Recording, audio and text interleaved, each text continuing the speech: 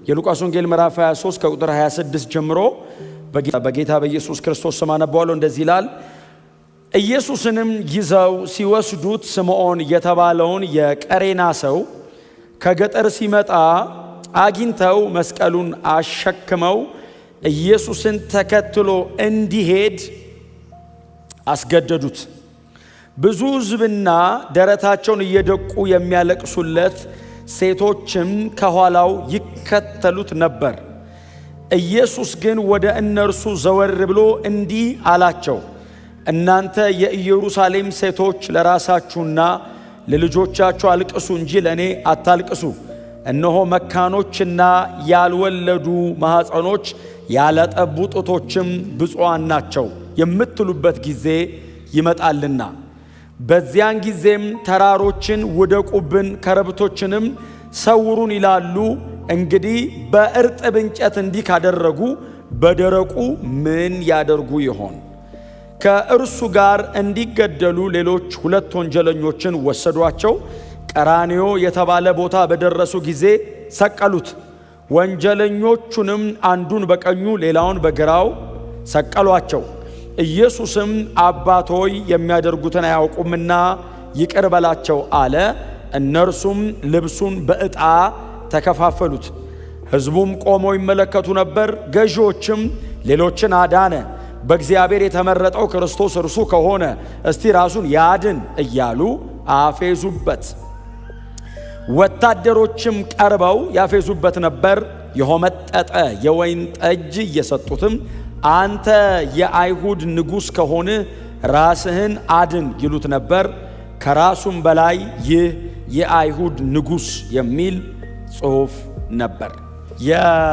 ያነበብነው የሉቃስ ወንጌል ምዕራፍ 23 ላይ ያለ የጌታ ቃል ክፍል ነው ያነበብነው። በተለያየ አጋጣሚ የኢየሱስ ክርስቶስን የመስቀሉን ሞት ስናነሳ በጣም በተለያየ አጋጣሚ ደጋግመን የምናነሳው እኔም ደግሞ በጣም አዘውትሬ የማነሳው የመጽሐፍ ቅዱስ ክፍል ነው።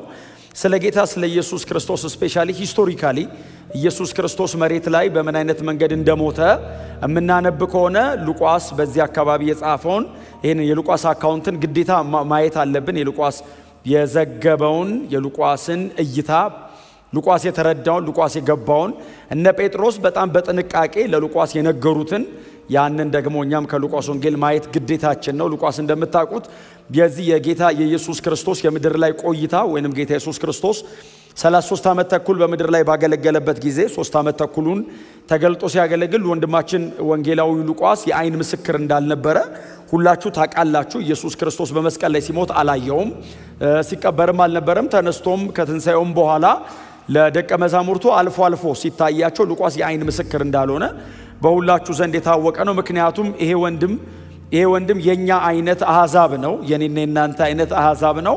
ሶሪያዊ ነው። በኋላ ላይ ወደ ይሁዲነት የተቀላቀለ ፕሮሰላይት ነው እና ሶሪያዊ የነበረ ወደ ይሁዲነት እምነት የተቀላቀለ በተለይ ደግሞ በአዲስ ኪዳን ላይ ሉቃስን ራሱ የታሪክ ባለቤት ሆኖ የምታገኙት ከሐዋርያ ሥራ ምዕራፍ 16 ከነ ጳውሎስ የግሪክ አገልግሎት በኋላ ወይንም ከጳውሎስ ሁለተኛ ሐዋርያዊ ጉዞ በኋላ ማለት ነው እና የሐዋርያ ሥራ ምዕራፍ 16 ላይ ፊልጵስዩስ ጳውሎስ ከገባበት ጊዜ ጀምሮ እኛ የሚለውን ስለሚጠቀም የታሪክ አካል የታሪክ ባለቤት የሚሆነው ከዛ በኋላ ነው።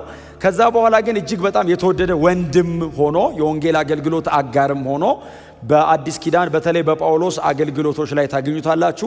ጳውሎስ በተለያዩ ደብዳቤዎች ላይ እንደነ ሮሜ፣ እንደነ ፊልጵስዩስ፣ እንደነኛ ሁለተኛ ጢሞቴዎስ እና እንደ ፊሊሞና ባሉ ደብዳቤዎች ላይ 4 ጊዜ ሉቃስን ስሙን ደጋግሞ ጠርቶታል። ከጢሞቴዎስ ቀጥሎ ብዙ ስሙ የተጠራለት በጳውሎስ ደብዳቤ ላይ ሉቃስ ነው ማለት ነው እና በጣም የተወደደ ነው። እጅግ የተወደደው ሐኪሙ ሉቃስ፣ ሁሉ ትተውኝ ሄዱ፣ ሉቃስ ብቻ ግን ከኔ ጋር አለ እያለ ጳውሎስ ደጋግሞ የሚያነሳው በጣም የተወደደ የአገልግሎት አጋሩ ነው እና እናንተም ስታጠኑ ብዙ ጊዜም እንደምታውቁት የሕክምና ባለሙያ ነበር። ስለዚህ በጣም ህመምና ፈውስ ማጥናት ከፈለጋችሁ የሉቃስ መጽሐፍትን አጥኗቸው። የሉቃስ ወንጌልና የሐዋርያት ሥራ መጽሐፍ በጣም አስገራሚ ናቸው። ለህመም የሚጠቀመው የሕክምና ቋንቋ ነው። ለፈውስም የሚጠቀመው የሕክምና ቋንቋ ነውና አሁን ቀራጮችና አሳጥማጆች ብቻ ዝም ብለው ያዩትን በሙሉ እንትናም ተፈወሰ ብቻ ብለው አይደለም የጻፉት። ክሊኒካሊ ቼክ የሚያደርግ ዶክተር ደግሞ የኢየሱስ አገልግሎትን አንድ ወንጌል ተሰጥቶ ጽፎታል። ዝም ብሎ ኢየሱስ እንትና ፈወሰው ብቻ ሳይሆን ክሊኒካሊ ቼክ አድርጎት የምርን የተፈወሰው ነው። በሕክምናም የተረጋገጠ ፈውስ ማለት ነው። እና አስቀድሜ እንዳልኩት ረጅሙ ትልቁ መጽሐፍ ነው። በእውነት ትልቁ መጽሐፍ ነው። እግዚአብሔር መቼስ ለኛ እድል ሰጠን አይደል? ለኛ እድል ሰጠን።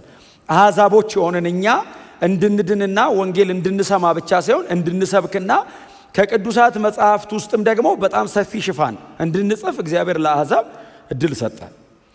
የዕብራውያን ደብዳቤን ሳስተምር እንደተናገርኩት ምናልባት ሁላችሁም ከነበራችሁ እንደምታስታውሱት የዕብራውያን ደብዳቤ የጳውሎስ መልእክት ካልሆነ ምናልባት የዕብራውያን ደብዳቤ ምዕራፍ 6 ምናምን ላይ እናገኘዋለን ሰውየውን። እስከዛ ድረስ እናንተ ብዙዎቻችሁ ፈልጋችሁ አግኝታችኋል። ጳውሎስ ግን ካልሆነ ጸሐፊው ከሮሜ እስከ ፊሊሞና ድረስ ብቻ ከሆነ የጳውሎስ መልእክት ያለው 13ቱ ብቻ ከሆነ በጳውሎስ እጅ የተጻፈው ሉቃስ ብዙ በመጻፍ ይበልጠዋል። ዕብራውያን የጳውሎስ ከሆነ አዲስ ኪዳን ብዙ የጻፈው ጳውሎስ ነው የሚሆነው። ዕብራውያን የጳውሎስ ካልሆነ 13ቱ ደብዳቤ ተሰብስቦ የሉቃስ ወንጌልና ሐዋርያ ሥራን አያክልም በሳይዝ። ስለዚህ ጳውሎስ ዕብራውያንን ካልጻፈ የአዲስ ኪዳን ትልቁ ጸሐፊ ሉቃስ ነው። ስለዚህ ይሄ ሰው ምዕራፍ 23 ላይ መጣ። የሉቃስ ወንጌል ጠቅላላ ሐሳብ የኢየሱስ ክርስቶስ ፍጹም ሰውነት ነው። ኢየሱስ ፍጹም ሰው ነበር የሚል ነው የተጻፈው። ኢየሱስ ፍጹም ሰው ነበር። ክብር ለእግዚአብሔር ይሁን። በነገር ሁሉ እኛ የምንሆነውን የሚሆን የዕብራውያን ምዕራፍ 4 ላይ ደጋግመን እያነሳን የነበረው ከኃጢአት በቀር በነገር ሁሉ እንደኛ የተፈተነ ብለን ፍጹም ሰውነቱን እንዳልነው ፍጹም ሰውነቱን መሬት ላይ ጌታ ኢየሱስ ክርስቶስ ሲወጣ ሲገባ ሲመላለስ ሲበላ ሲጠጣ ሲያገለግል ሲያደርግ ሲያስተምር ወንድማችሁ ሉቃስ የነገረን እሱ ኢየሱስ ክርስቶስ ፍጹም ሰው ነበር የሚለውን በዚህ ወንጌል ላይ በደንብ አድርጎ ጽፎልናል። ምዕራፍ 23 እንግዲህ ምዕራፍ 23 ያነበብኩት ክፍል አካባቢ ከቁጥር 26 ጀምሮ ጌታ ኢየሱስ ክርስቶስ የተሰቀለበት ቀን ነው። ይሄ ቀን ኢየሱስ የተሰቀለበት ቀን ነው። ታሪካችን የተቀየረበት ቀን ማለት ነው። የዘላለም ሞት በዘላለም ሕይወት የተዋጠበት፣ ሰይጣን መውጊያው የተሰበረበት፣ የእግዚአብሔር መንግሥት አገዛዝ የጨለማውን አገዛዝ ድል የነሳበት ይሄ ቀን ነው። በዘላለም ውስጥ ይሄ ቀን ብቸኛ ነው። እግዚአብሔር እንደዚህ አይነት ቀን አልነበረውም። ከዚህ በኋላም እንደዚህ አይነት ቀን እግዚአብሔር አይኖረውም። ይሄ ቀን እግዚአብሔር የሰው ልጆችን ከዘላለም ሞት ወደ ዘላለም ሕይወት ከ6 ሰዓት እስከ 9 ሰዓት ባለችዋ ሞመንት ጎትቶ ያወጣበት ነው። ክብር ለኢየሱስ ይሁን። ዘላለማችንን እግዚአብሔር የቀየረው ይሄ ቀን ላይ ነው። የዚህ ቀን ነውና እግዚአብሔር የሰውን ዘላለም የሚቀይር ቀን በጣም ጥሩ ካራክተር ሆነው የተገኙ ሰዎች እንዴት የተመሰገኑ ናቸው። እማይተካ ያልነበረ እማይኖር ብቸኛ ቀን ላይ ኢየሱስ ክርስቶስን ለመስቀል ሞት ሲሄድ ከኢየሱስ ክርስቶስ ጋር አብረው ያንን የመስቀል ሞት አብረውት ለመካፈል የተጓዙ ሰዎች በጣም እድለኞች ናቸው፣ የተመሰገኑ ናቸው። እንደኔ አይነት ወንጌሉን የሚያነብሰው ባነበበ ቁጥር በእነዚህ ሰዎች ይደሰታል። ስለ እነዚህም ሰዎች እግዚአብሔርን ያመሰግናል። አንዱ ይሄ የቀሬናው ስምዖን ነው እና ጌታ ኢየሱስ ክርስቶስ ተያዘ። ምዕራፍ 22 አካባቢ ጀምራችሁ ከቁጥር 63 ጀምሮ ወታደሮች መጥተው ኢየሱስን ያዙት እና ኢየሱስን ይዘው የተለያዩ ቦታዎች ላይ ፍርድ ቤቶች ላይ ካቆሙት በኋላ የፍርድ ስርዓቱን ጨርሶ ኢየሱስ ወደሚሰቀልበት እየሄደ ከፍርድ ቤቱ ወንበር እስከ መሰቂያው ባለችው መሃል ላይ የተገኘ ሰው ነው ይሄ ሰውዬ። ከዛ በፊት አታገኙትም ይሄን ሰውዬ። ኢየሱስ ከተሰቀለ በኋላም በወንጌላት ላይ አታገኙትም። ከተፈረደበት በኋላ ኢየሱስን ፍርዱን ተቀብሎ ፍርዱ ወደሚፈጸምበት ሲሄድ በፍርድ ወንበሩና በመሰቀሉ መሃል የገባ ሰው ነው የቀሬናው ስምዖን። እጅግ ግን ደግሞ ባለ ታሪክ ነው። የዚህ ሰውዬ ልጆች በማርቆስ ወንጌል ምዕራፍ 15 ላይ እስክንድሮስና ሮፎስ የሚባሉ በሮም ቤተ ክርስቲያን ላይ መሪዎች ሆነዋል። በኋላ ይሄም ሰውዬ አንጾኪያ ቸርች ላይ ተገኝቷል። በኋላ ታዲያ ደም የነካውን ኢየሱስን እንጨት ይዞ መቼስ ወደ ቤቱ አይሄድ? እንዴ በእምነት የተቀበልነው እኛ እንኳን ቤት ውስጥ አለን እንኳን ሪሊ ደሙን ነክቶት እና ይሄ ሰው ድንገት ነው ባይዘው የኢየሱስን መስቀል ልሸከም ብሎ አይደለም የመጣው ከገጠር ነው አይደለም የሚለው መጽሐፍ እኔ ሉቃስ እንዴት ገጠር እንዳላት አላቅም ቀሬና ማለት እኮ ኖርዝ አፍሪካ እዚህ አሌክሳንድሪያ ግብጽ ነው ረድ ብላ ሊቢያ እኮ ነው ሊቢያ ገጠር ነበር ድሮ እና ትሪፖሊ ምናምን ገጠር ነበርና አንድ የቀሬናው ስምዖን የሚባል ሰውዬ ከሊቢያ ከዚህ ከኖርዝ አፍሪካ ነው የሄደው ኦብቪየስሊ ሊሄድ የሚችለው የፋሲካ በዓል ሊያከብር ነው የፋሲካ በዓል ስለሆነ በዓል ለማክበር ነው የሚሄደው የቀሬና ሰው ቢሆንም ምናልባት ግን አይሁዳዊ እዛ ተወልዶ ያደገ ሊሆን ይችላል ግን አይሁዳዊ ሊሆን ይችላል እና ይሄ የቀሬናው ስምዖን መጥቶ የፋሲካ በዓል ለማክበር ሲታደም ከተማው ላይ ያለ ወትሮ እንደ ሰንበት ፋሲካ ሊሆን ያለ ወትሮ ከተማው ተረብሿል በጣም ይሄ ጉድ ፍራይዴይ ነው ራት የሚበላበት ቀን ነው በጣም በጎ የሚባለው ቀን ነው ፌሽታ ነው the next day ሰንበት ስለሚገባ ቀድሞ ቶሎ ነገር የሚጨራርሱበት ቀን ነው እና የቀሬናው ስምዖንም እሱን ለመፈጻጸም ብሎ ወደ ቤተ መቅደሱ አካባቢ ሲመጣ ትንሽ ተተረማምሷል ከተማው ምንድነው ዛሬ እዚህ ከተማ እኔ እንግዲህ በየዓመቱ ሊመጣ ይችላል ይሄ ሰውዬ እስክንድሮስና ሮፎስ የሚባሉ ልጆች ካሉ ትልቅ ሰው ነው ማለት ነው ስለዚህ ዛሬ የመጀመሪያው ላይሆን ይችላል እና በየዓመቱ ሲመጣ እንደዚህ ነገር አጋጥሞት አያውቅም ዛሬ ምንድነው ብሎ እንግዲህ ሲመጣ እግዚአብሔር የዘላለም ሕይወት ሊሰጥ ነው እሱ በየዓመቱ እየመጣ ከቀሬና እየመጣ የሚያከብረውን እውነተኛውን ፋሲካ ዛሬ ሊያገኘው ነው እና እሱ ጠቦት ምናምን ደሞ ኑሮ ትንሽ ደከም ያለ ከሆነ እርግብ ዋኖስ ምናን ይዞ መጥቶ ነው የሚያቀርበው መስዋዕት ዛሬ ደግሞ እውነተኛው የፋሲካው በግ ሊሰዋ ነው አንድ ኢየሱስ የሚሉት እዚህ ናዝሬት አካባቢ ተወልዶ ቤተልሔም አካባቢ ተወልዶ ናዝሬት ያደገ ኢየሱስ የሚሉት አንድ ዝነኛ ትልቅ አገልጋይ ነበር ሰሞኑን እሺ እሱም ደግሞ በስብከቱ መካከል ብድግ ብሎ እኔ እግዚአብሔር ልጅ ነኝ አለ ታዲያ እንዴት የእግዚአብሔር ልጅ ነኝ ይላል ብለው በዛ ዘመን የነበሩ የሕግ መምህራን በሮማውያን ነገስታቶች ፊት አቅርበው እነ ሄሮድስና እነ ጲላጦስ ሞት ፈረዱበት እሺ አሁን የሱ የሞት ፍርዱ ሊፈጸም ነው እያሉ ያወሩለት በመካከል ድንገት ብቅ አለ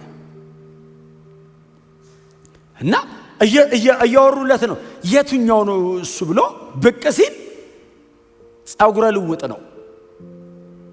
ልውጥ ነው ማለት አፍሪካዊ ከሆነ ትንሽ ከለሩ ደብዘዝ ሊል ይችላል የገጠር ሰው ነው አይ ቲንክ አንዳንድ እንትኖችን ደግሞ ሳነብኔ ፊዚካሊ ጎላ ያለ ነው ይላሉ እና በደንብ ከፍ ያለ ነው ምክንያቱም ኢየሱስ የተሸከመው አንዱ የክሮስ ባር ነው የተሸከመው ሙሉ መስቀል አለ የተሸከመው አንዱን ባር ነው አንዱ ባር ብቻ 56 ኪሎ በላይ ነው ኢየሱስ ደግሞ ሳይበላ ነው ውሎ ያደረው ደም ያንጠባጠበ ነው ሲጸልይ ያደረው ሳይበላ ወርዶ ራት የበሉት እነሱ ናቸው እሱ አልበላም ይሄው ስጋዬ ብሎ ነው ያበላው መች በላሱ ይሄው ደሜ ብሎ ነው ያጠጣቸው መች ጠጣሱ በጣም ሲቃይ ውስጥ ነው ያለው ባለፈው እንደነገርኳችሁ በቀን 3 ፍርድ ቤት ነው የቆመው እና ፊዚካሊ በጣም ደቋል ይሄንን እንጨት ሲሸከም ነው ያገኘው ስለዚህ 40ውን ተገርፏል ማለት ነው ደሙ እላዩ ላይ ነው ያለው ስምዖን ሲያገኘው ባይዘው ኢየሱስን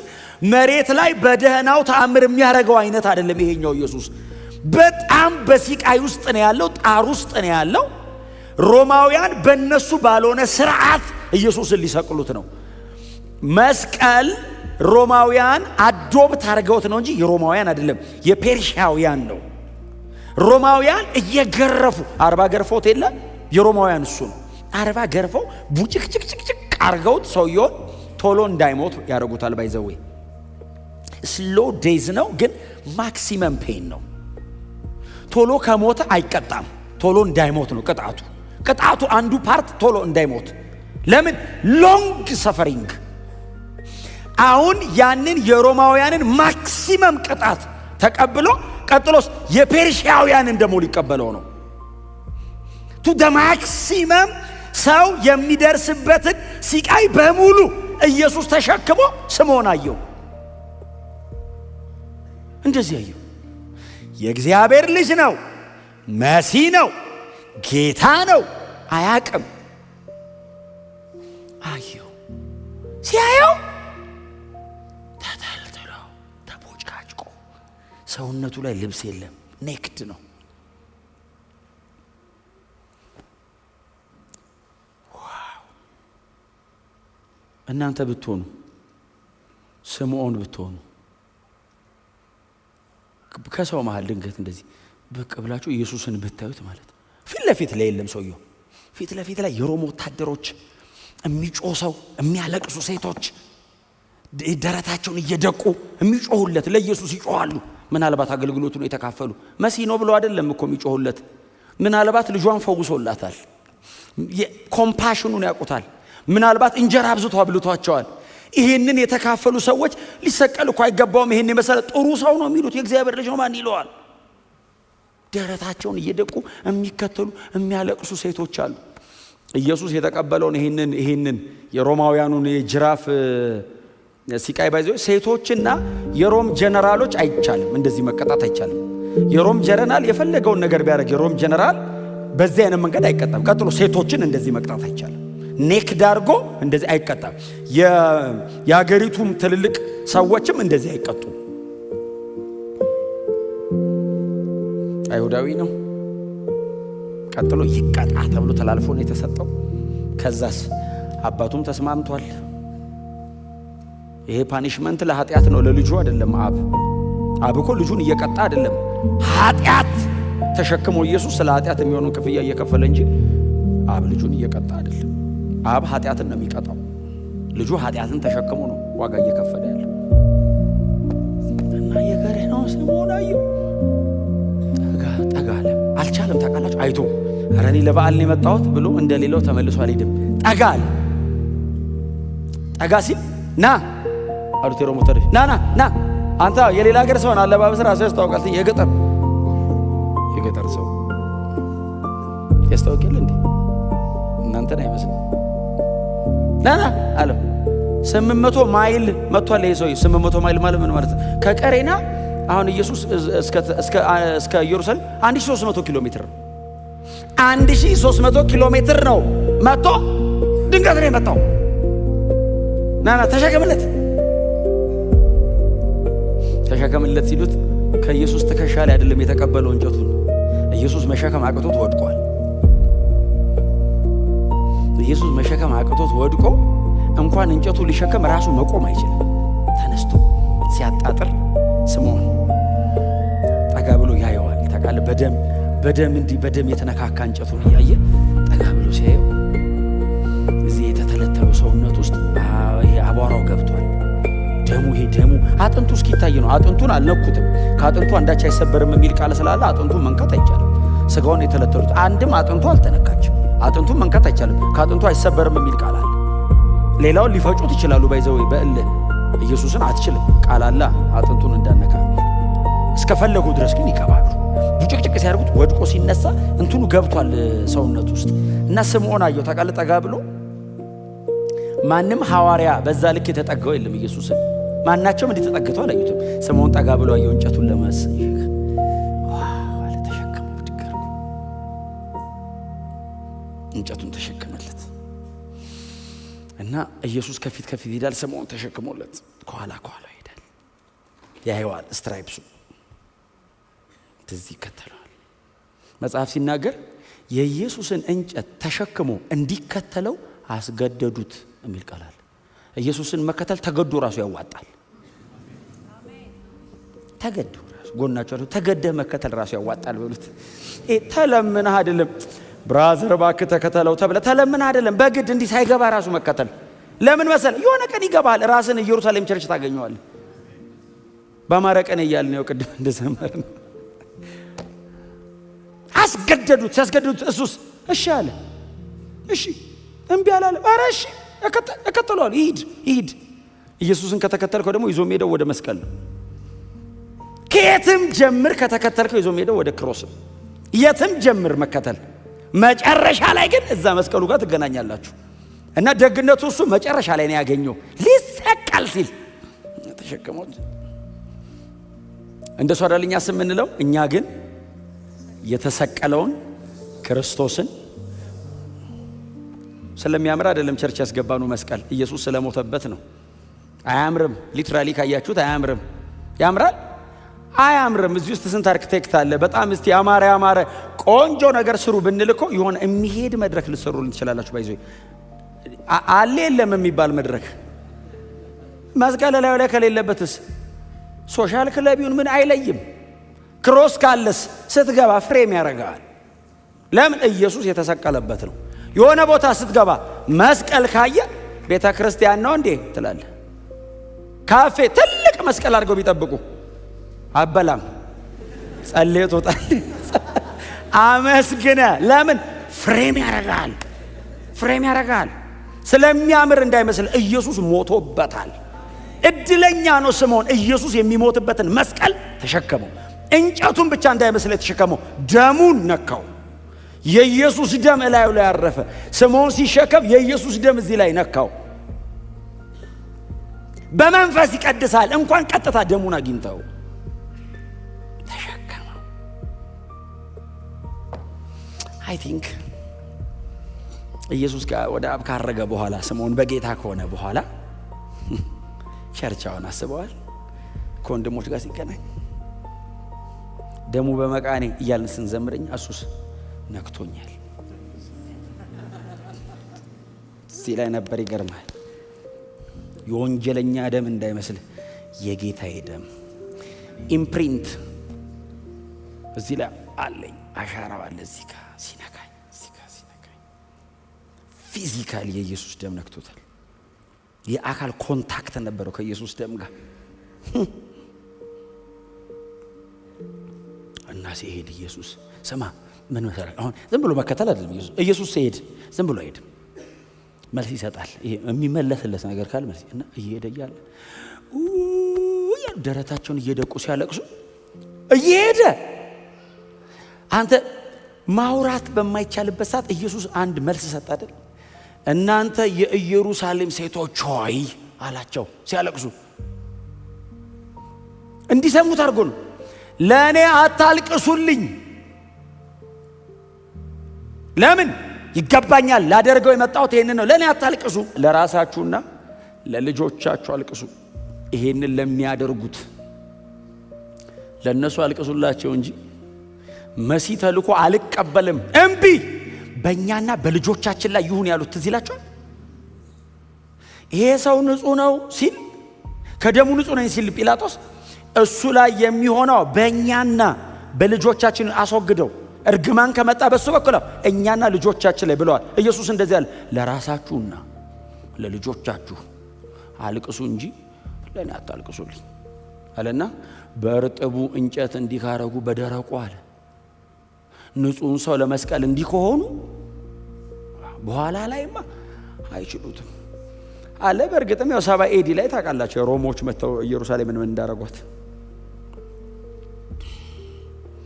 እና ኢየሱስን ይዘውት ሄዱ። መንገዱን ሲሄድ ስምዖን ከኋላ ይከተለዋል እና ኢየሱስ ከፊት ይሄዳል።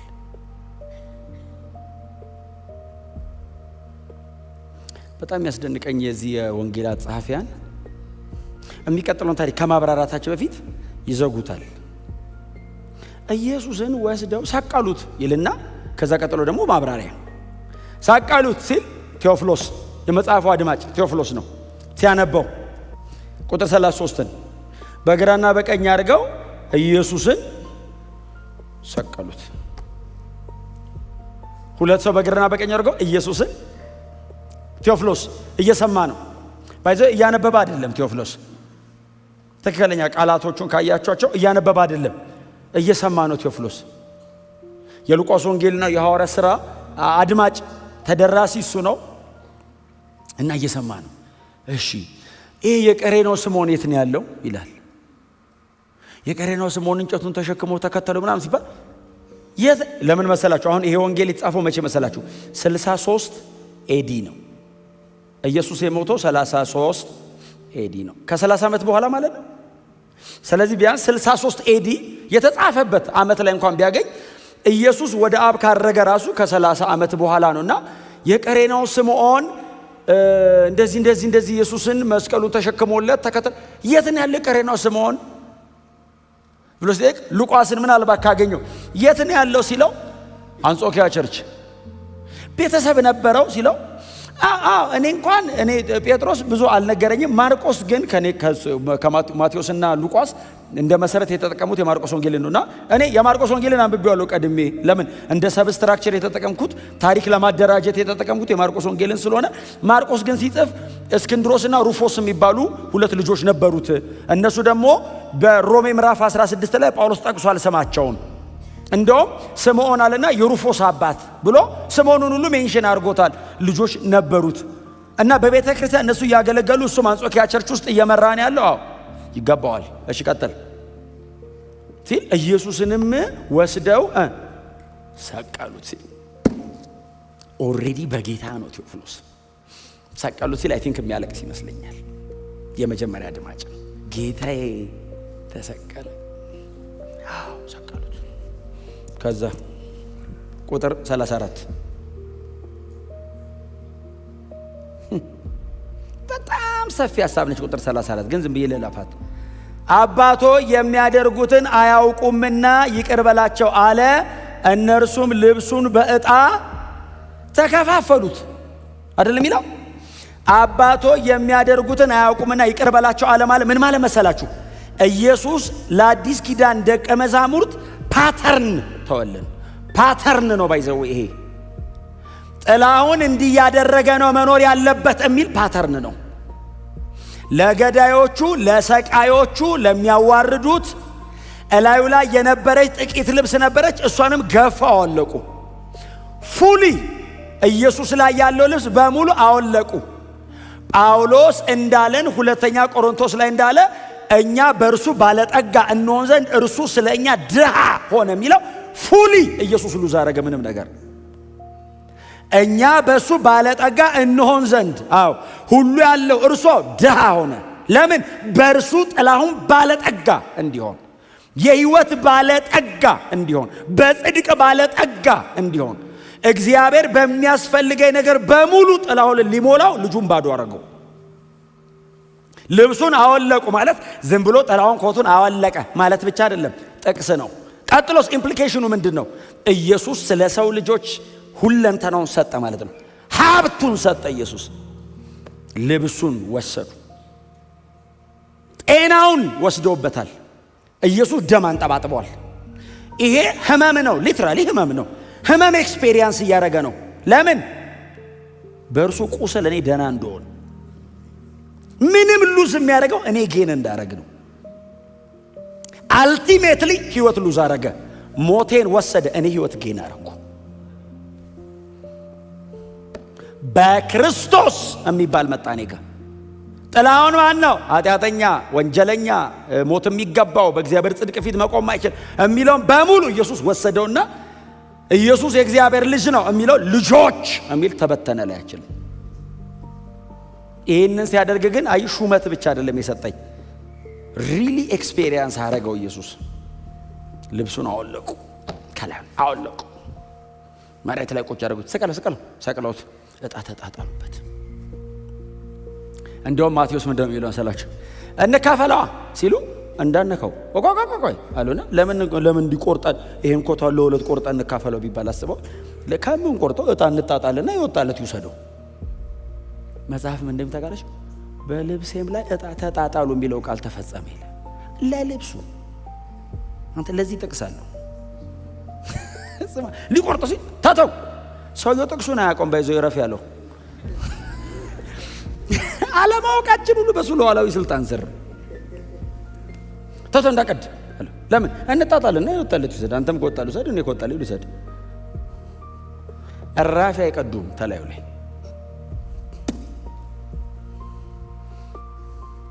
ከዛ ቀጠለ፣ እሱን ሰጠ፣ ሁሉን ነገር ሰጠ በመስቀል ላይ።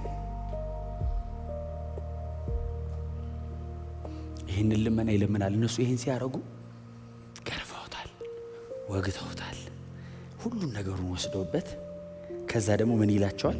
ህይወት ቀርቶኛል ልስጣችሁ። እስካሁን የወሰዳችሁት አያድናችሁም፣ የእናንተን ሞት አምጡና ሕይወት ደግሞ ወሰዱት ከኔ የሚያደርጉትን አያውቁም።